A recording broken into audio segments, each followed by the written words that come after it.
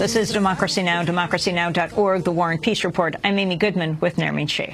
We turn now to Brazil, which is witnessing some of its largest protests in decades. On Monday, more than 240,000 protesters took to the streets across Brazil. Another 50,000 rallied last night in Sao Paulo, Brazil's largest city. In response, the Brazilian government is deploying the National Public Security Force to 5 major cities.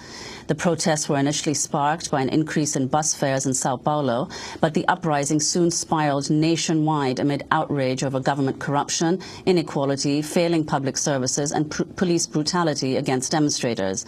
Protesters have also condemned the high level of government spending on the 2014 World Cup and the 2016 Summer Olympics. This is José de Freitas, an 80-year-old protester in Sao Paulo.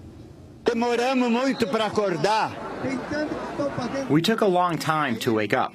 What we have here is a fake democracy. It isn't democracy. We fought against the political dictatorship, and now we're fighting against a monopolistic dictatorship. Well, to talk more about the protests, we're joined now via Democracy Now! Video stream by Lucia Nader in Sao Paulo, Executive Director of Conectas, a Brazil-based human rights group. She's been participating in the protests there. We welcome you to Democracy Now! Lucia, how did these protests begin? What sparked them, and what are you demanding? Good morning, Amy. Good morning, all. So the protest started, as you said, as a claim not to increase the bus fare in São Paulo.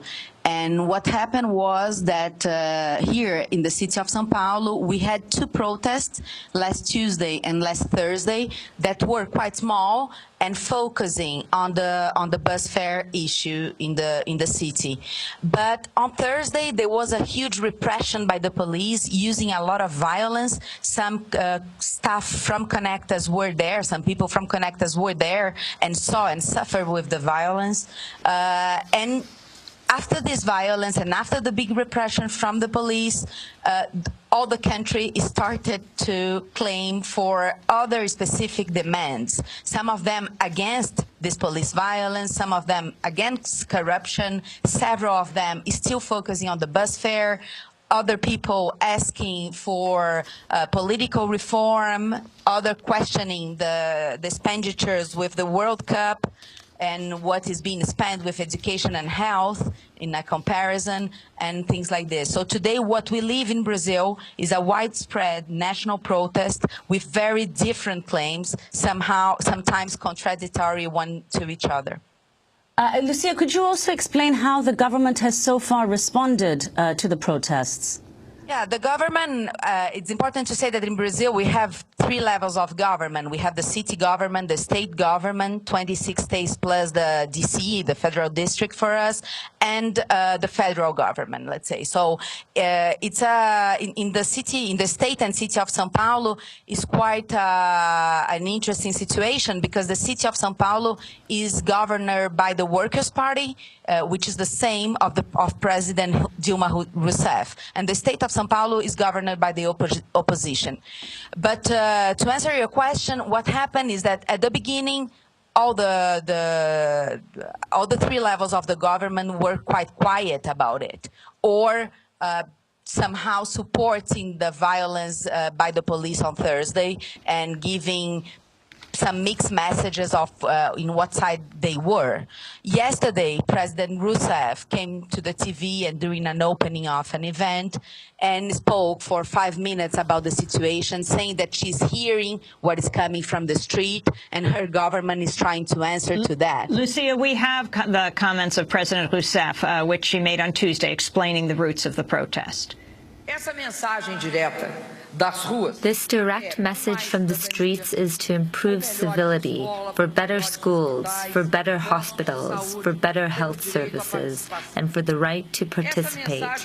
This direct message from the streets is to demand quality public transport at fair prices. The direct message from the streets is to reject corruption and the poor use of public money. That's Brazil's President Rousseff.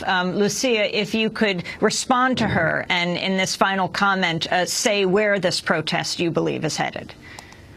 It's difficult to say where the protest is heading. Today, the country is focusing on several claims. This morning, some protests started in other parts of the city that not the rich neighborhood as it was up to now. But I believe that is healthy anyway, that the population is on the street.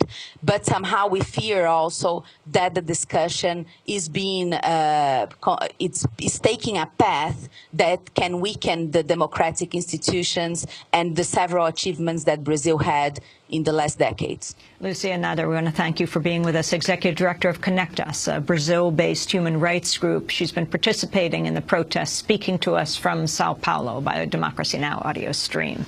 This is Democracy Now!, democracynow.org, The War and Peace Report. I'm Amy Goodman.